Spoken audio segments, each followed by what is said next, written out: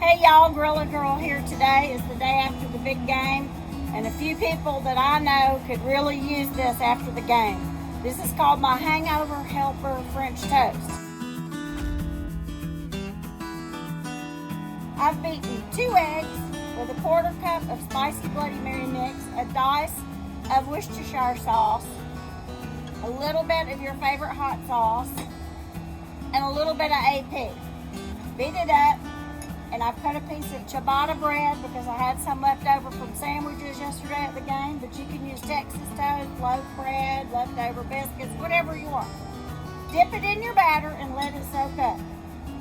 It'll take probably, I don't know, 3 minutes for it to soak up, depending on your bread. So I have got my silverback today heated up till, it's at 400 now. And I'm going to put a cast iron pan or grill grates, whichever one you want in there, and a half of an avocado sliced. I'm grilling the avocado.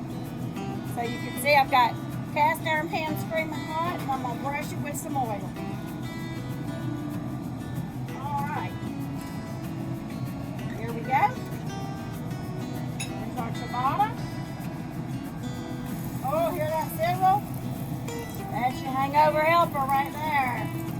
Yeah. Okay. We're going to let that brown and then flip it over. Alright, hangover French toast is done. Let's put that avocado on there.